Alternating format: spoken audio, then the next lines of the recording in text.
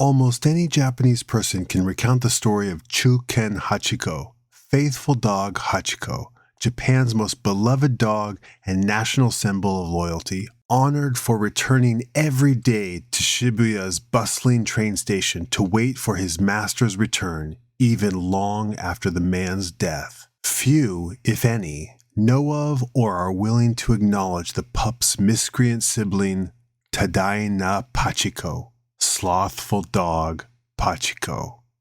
Born in November of 1923, Hachi and Pachi were two pups of a litter of 7, born on a farm near the city of Oodate, Akita Prefecture.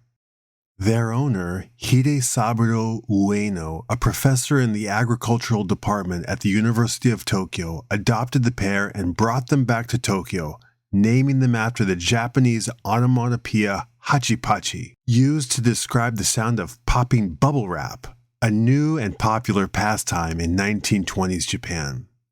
As pups, the dogs were identical, but as they aged, Pachiko grew dark, distinguishing eyebrows that, according to historians, later inspired Japan's bushy eyebrow craze that has yet to come out of vogue to this day.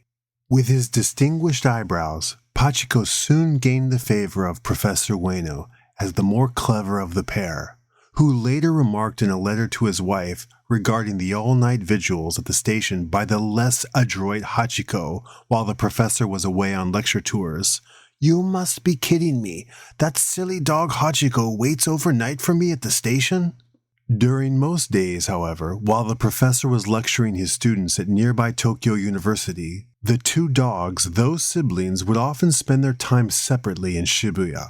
Hachiko was said to have played fetch with the owners of the nearby yakitori shops of Nombe Yokocho, befriending the homeless living in the adjacent Miyashita Park, and occasionally helped the police track owners of missing wallets.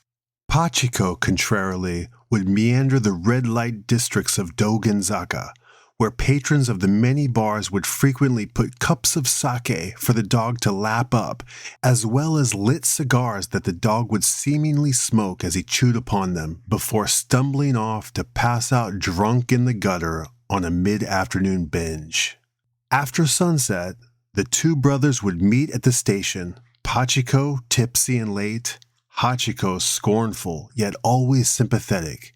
It should be noted that so strong was Hachiko's loyalty even to his own delinquent brother that he never mentioned Pachiko's tumultuous escapades to their master, Ueno. The brothers continued their daily routine until May 1925, when Professor Ueno did not return on the usual train one evening. The professor had suffered a stroke at the university that day. He died and never returned to the train station again. Hachiko loyally waited all night and every following day for the next 10 years for his dead master's return.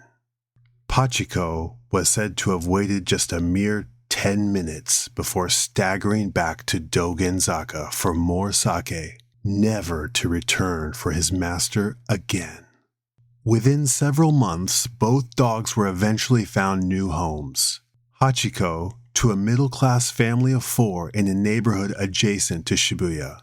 Pachiko to a Korean traveling circus visiting Tokyo at the time.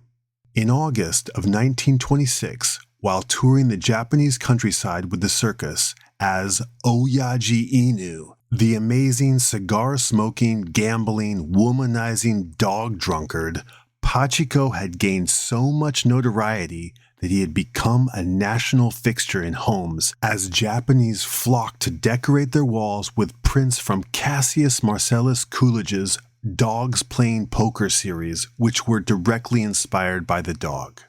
It was only after Pachiko's short and illicit love affair with Prime Minister Kato Takaaki's beloved Shiba Inu, Lady, which resulted not only in an illegitimate litter of 11, but also the Prime Minister's subsequent heart attack and sudden death, that the public fell as quickly out of love with Pachi as they had fallen in love with him.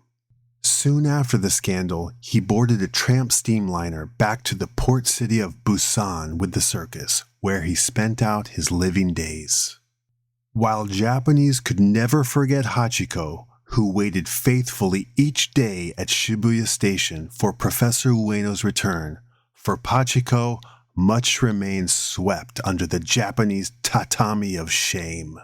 But not all is forgotten, for every time a sake is slurped, a cigarette is smoked, and a little silver metal ball is dropped into the pinball fortune machine of Japan's most famous pastime, Pachinko, little do they know, or how quick they have forgotten, that the once legendary Oyaji Inu, Pachiko, after which the game is named, is honored.